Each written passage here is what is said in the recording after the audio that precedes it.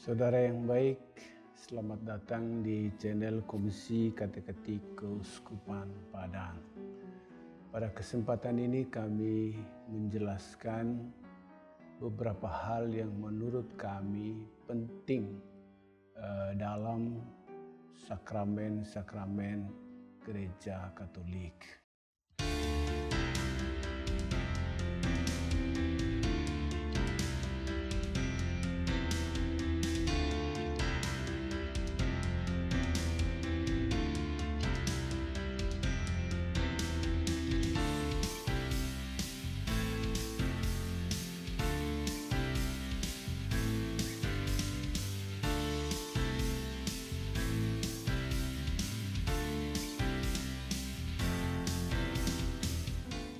Sakramen-sakramen itu adalah topik iman yang dirayakan. Jadi kalau kita sudah tahu bahwa ajaran gereja dibagi dua, yaitu iman dan moral. Nah, sakramen-sakramen adalah bagian dari iman, dan sakramen-sakramen itu adalah iman yang dirayakan, dipentaskan. Nah, apa arti kata sakramen? Kata Yunani mysterion adalah asal muasal kata sakramen. Kata mysterion memiliki akar kata muo yang berarti mengatupkan mulut, merujuk kepada sesuatu yang tidak mudah dikatakan, atau memejamkan mata, merujuk kepada sesuatu yang tidak dapat dilihat secara inderawi. Jadi dalam masyarakat Yunani, terutama masyarakat Yunani kuno, kata mysterion berarti sesuatu yang tersembunyi atau rahasia. Dalam Perjanjian Baru, kata mysterion mengekspresikan rahasia ilahi yang sedang dan bahkan sudah dinyatakan. Allah kepada manusia sudah disampaikan, dinyatakan oleh Allah kepada manusia melalui rohnya. Kata Yunani mysterion tadi diterjemahkan ke dalam bahasa Latin dengan dua kata, yakni kata sacramentum dan mysterium. Sacramentum merujuk pada hal-hal yang dapat dilihat atau dapat diinderawi, sedangkan misterium merujuk kepada hal-hal yang tidak dapat dilihat atau tidak dapat diinderawi. Nah, dari situ kita coba lihat definisinya. Lalu apa definisi sakramen? Nah, kata sakramen yang kita pahami sekarang mengandung dua hal tadi, yakni sakramentum dan misterium. Itu berarti mengandung hal yang kelihatan dan hal yang tak kelihatan. Untuk mengungkapkan hal yang kelihatan dan tidak kelihatan itu, maka dipakailah tanda dan sarana tertentu. Itulah kita bilang sakramen. Melalui tanda dan sarana, Allah menyelamatkan manusia, dan melalui tanda dan sarana itu manusia sampai kepada Allah. Jadi secara singkat, sakramen dapat dikatakan tanda dan sarana keselamatan Allah. Maksudnya Allah menyapa, Allah hadir, Allah menyelamatkan manusia, dan manusia mengenal dan sampai kepada Allah. Itu kurang lebih definisi. Kalau bisa diulangi, sakramen adalah tanda dan sarana Allah yang Maha Tinggi menyelamatkan kita manusia di bumi ini. Melalui tanda dan sarana itu, kita manusia sampai pada Allah. Berarti apa? Soal keselamatan. Jadi, sakramen itu adalah tanda dan sarana keselamatan Allah. Lalu kemudian di dalam tanda dan sarana itu ada dua hal penting yang baik kita ketahui yang disebut dengan materia dan forma. Sakramen, tanda dan sarana keselamatan Allah tadi diekspresikan atau diungkapkan dengan dua hal. Pertama, materia, yakni benda, barang, atau tindakan. Dan kedua, forma, yakni kata-kata yang mengungkapkan peristiwa ilahi. Nah, kalau demikian ada 7 sakramen, maka juga ada 7 hal yang harus memiliki materia dan forma. Nah, apa materi dari sakramen baptis? Yaitu air. Sedangkan formanya, aku membaptis engkau dalam nama Bapa dan Putra dan Roh Kudus. Крещу тебя, Марию, во имя Отца и Сына и Святого Духа. Amin. Nah, sakramen baptis dasar biblisnya bisa dilihat dalam Yohanes bab 3 ayat 5, 1 Petrus bab 3 ayat 21.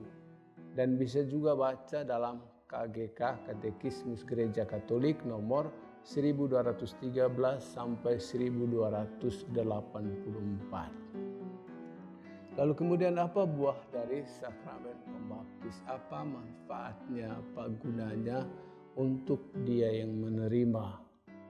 Pertama, dosa asal dan dosa pribadi diampuni. Yang berikutnya, orang ini dicurahi Roh Kudus. Dia yang dibaptis tadi dicurahi Roh Kudus. Yang ketiga, dia diangkat menjadi anak Allah. Lalu keempat, dia digabungkan menjadi anggota gereja Katolik. Lalu berikutnya, sakramen baptis ini adalah pintu gerbang, sarana untuk masuk menerima sakramen-sakramen lainnya. Itulah secara sangat singkat mengenai sakramen baptis. Penting sekali bagi kita untuk mengerti, memahami tentang manfaat dari sakramen baptis ini. Lalu yang kedua adalah sakramen krisma.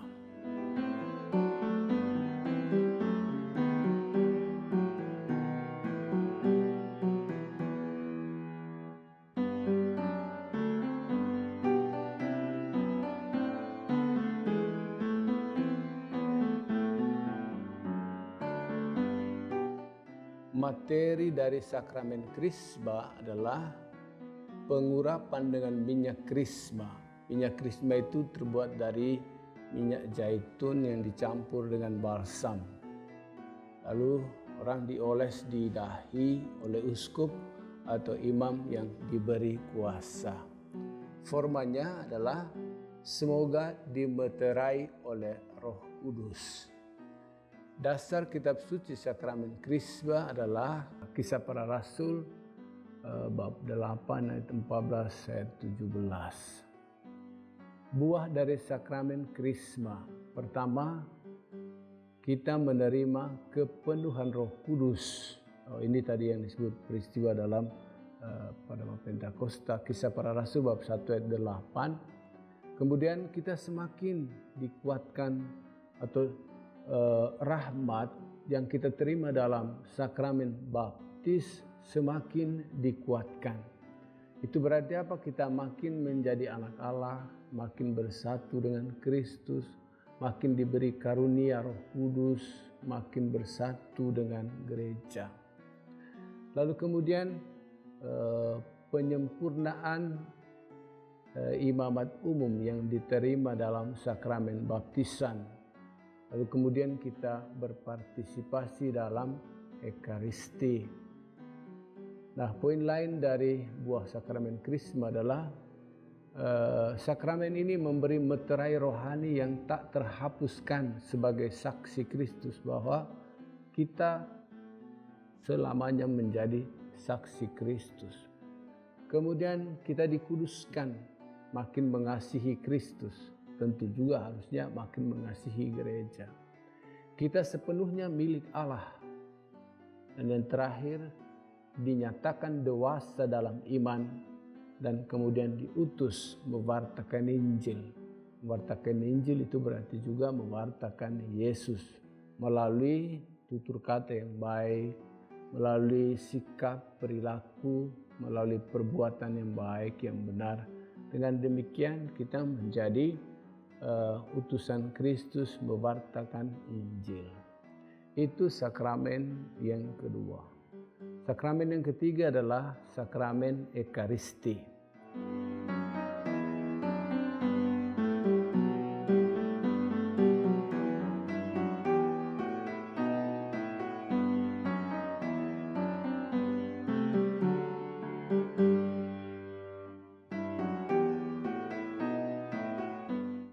Materi dari sakramen ini atau materianya adalah roti dan anggur. Sedangkan forma kata-kata yang menyertai roti dan anggur ini sehingga menjadi sakramen adalah, inilah tubuhku yang diserahkan bagimu. Perbuatlah ini menjadi kenangan akan aku. Dan cawan ini adalah perjanjian baru oleh darahku yang ditumpahkan bagimu. Perbuatlah ini menjadi peringatan akan aku. Itu materia dan forma dari sakramen Ekaristi. Dasar biblisnya banyak sekali. Yohanes bab 6 ayat 53 sampai 58, Lukas bab 22 ayat 19 sampai dengan 29, Matius bab 26 ayat 28, Markus bab 14 ayat 22 sampai 24, 1 Korintus bab 11 ayat 27 sampai 29. Baca juga Katekismus Gereja Katolik nomor 1322 sampai 1419. Nah, apa buah dari sakramen Ekaristi yang kita terima? Kita dipersatukan secara erat dengan Yesus Kristus. Kemudian sakramen ini menguatkan rahmat sakramen pembaptisan. Lalu kemudian memisahkan kita dari dosa, membersihkan kita dari dosa. Jadi kita dipisahkan, lalu juga kemudian kita dibersihkan dari dosa. Lalu sakramen ini juga memperkuat cinta yang terancam mati. Jadi kalau kita itu punya cinta tetapi sudah layu, sudah hendak mati, dengan kita menerima sakramen Ekaristi, maka cinta itu ditumbuh kembangkan kembali. Ekaristi juga menjauhkan kita dari dosa berat. Jadi Ekaristi tidak menghapus dosa berat, tetapi menjauhkan kita dari dosa berat. Namun Ekaristi menghapus dosa-dosa ringan. Ekaristi juga membangun gereja, di mana Ekaristi diadakan, di situ gereja dibangun. Menguatkan kesatuan gereja dan mengembangkan pertumbuhannya. Kita menjadi satu dalam Ekaristi. Kewajiban kita terhadap orang miskin. Maksudnya, Ekaristi mendorong kita seperti Kristus membagi tubuh dan darahnya. Hendaklah demikian kita juga membagikan tubuh dan darah dalam tanda petik kepada saudara-saudari yang belum beruntung.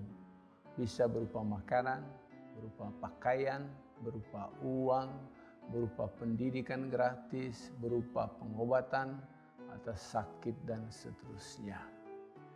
Lalu kemudian sakramen yang keempat, sakramen pengakuan dosa, sakramen tobat atau sakramen rekonsiliasi. Dalam nama Bapa dan Putra dan Roh Kudus. Amin. Bapak, ini adalah pengakuan saya yang pertama. Ampuni engkau dalam nama Bapa dan Putra dan Roh Kudus. Terima kasih, Pastor. Materia dari sakramen ini adalah tindakan dosa yang diakui. Itu berarti soal pertobatan. Tindakan misalnya seseorang mencuri, itulah materianya. Jadi kemudian itu materia secara langsung dikatakan. Lalu kemudian yang tak langsungnya adalah dosa. Jadi ada tindakan, ada dosa. Formanya adalah absolusi yang diutarakan diucapkan oleh imam. Absolusi itu bunyinya, Allah yang Maha Rahim telah mendamaikan dunia dengan dirinya berkat sengsara, wafat, dan kebangkitan Kristus. Ia juga telah mencurahkan Roh Kudus demi penebusan dan pendamaian dunia. Semoga berkat pelayanan gereja engkau diampuni dari segala dosamu. Maka atas nama gereja Allah aku melepaskan engkau dari segala dosamu dalam nama Bapa dan Putra dan Roh Kudus. Amin. Itu formanya. Lalu dasar biblis dari sakramen ini adalah Yohanes bab 20 ayat 22 sampai 23, Yakobus bab 5 ayat 16, dan Katekismus Gereja Katolik 1422 sampai 1498. Nah, apa buah dari sakramen tobat? Kita menerima pengampunan dosa dari Tuhan.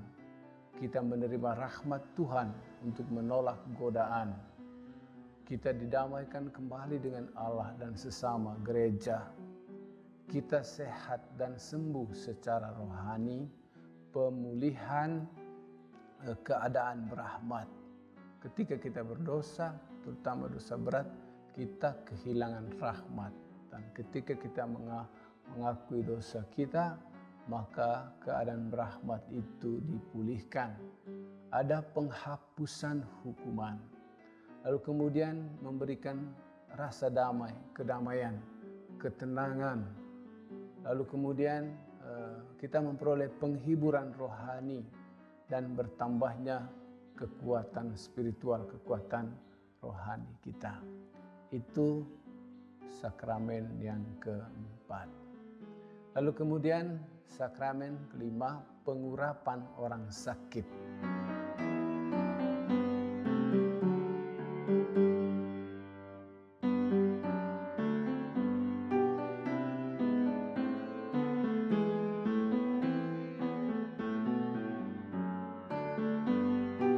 Materianya adalah minyak suci dari zaitun atau nabati. Lihat Katekismus Gereja Katolik nomor 1513. Formanya, semoga karena pengurapan suci ini, Allah yang Maha Rahim menolong saudara dengan rahmat Roh Kudus. Semoga Tuhan membebaskan saudara dari dosa dan membangunkan saudara di dalam rahmat-Nya. Katekismus nomor 1513. Nah, apa dasar biblis dari sakramen ini? Bisa dilihat dalam Yakobus bab 5 ayat 14 sampai 15. Bisa lihat dalam Katekismus 1499 sampai 1532. Nah, buah sakramen pengurapan orang sakit. Kita dikuatkan, disembuhkan saat sakit. Jiwa kita dibersihkan dari dosa. Diri kita dipersiapkan untuk bertemu dengan Tuhan. Itulah sakramen pengurapan orang sakit. Lalu kemudian sakramen tahbisan.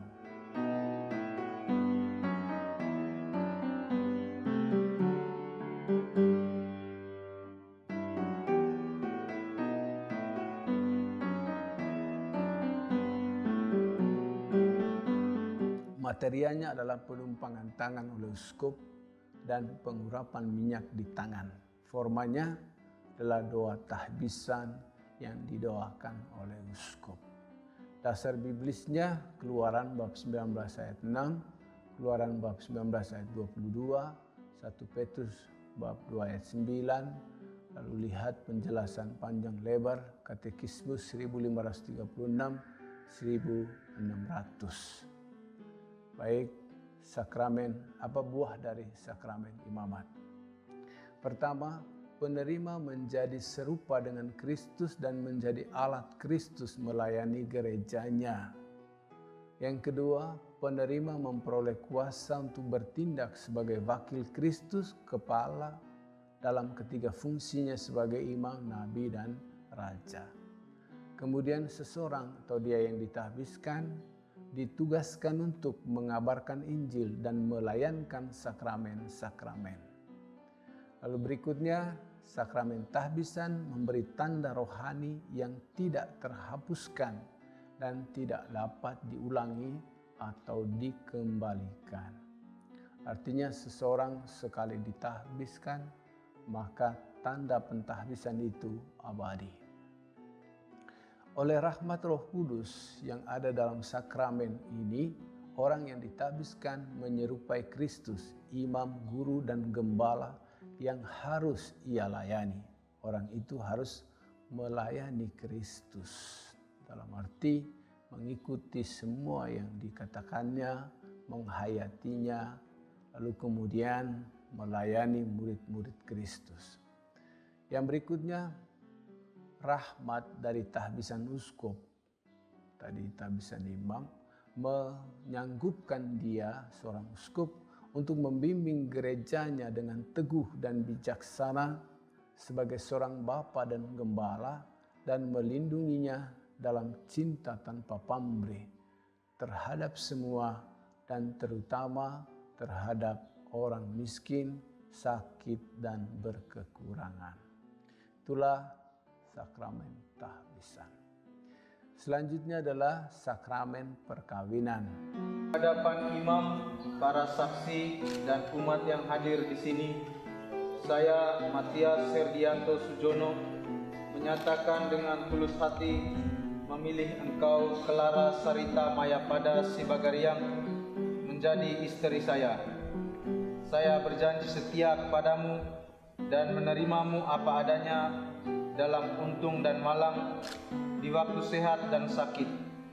Dan saya mau mencintai serta menghormatimu seumur hidup. Di hadapan imam, para saksi, dan umat yang hadir di sini, saya, Clara Sarita Mayapada Sibagariang, menyatakan dengan tulus hati memilih engkau, Matias Herdianto Sujono, menjadi suami saya. Saya berjanji setia kepadamu dan menerimamu apa adanya dalam untung dan malang, di waktu sehat dan sakit, dan saya mau mencintai serta menghormatimu seumur hidup. Demikianlah janji saya demi Allah dan Injil suci ini. Materianya adalah kedua mempelai, pemberian diri yang bebas dan tanpa paksaan kepada pasangan. Jadi pemberian diri kedua mempelai itulah materianya. Lalu formanya perjanjian nikah yang diucapkan oleh kedua mempelai. Dasar biblisnya banyak sekali. Kejadian bab 1 ayat 26 sampai 28, lalu kemudian Markus bab 1 ayat 6 sampai 8, dan juga bisa dilihat dalam Katekismus nomor 1601 sampai 1666. Nah, apa buah dari sakramen perkawinan? Pertama, ikatan eksklusif antara pria dan wanita. Yang kedua, Allah memeteraikan kesepakatan perkawinan mereka. Ketiga, perkawinan bersifat tak terceraikan. 4, memperoleh rahmat untuk menggapai kesucian perkawinan. Lalu kemudian terlibat dalam karya Allah dalam menciptakan dan mendidik manusia baru, terbuka kepada kelahiran dan pendidikan anak. Nah, saudara-saudari, itulah kurang lebih hal yang paling ringkas, hal yang paling juga menurut kami baik, penting untuk diketahui oleh kita semua, terutama buah-buah dari sakramen itu yang barangkali sudah mulai hilang dari dari pengetahuan kita, dari kesadaran kita. Nah, mudah-mudahan apa yang sudah kami sampaikan ini berguna untuk kita semua. Nantikan kami pada video-video selanjutnya. Sekian dan terima kasih. Tuhan memberkati Anda.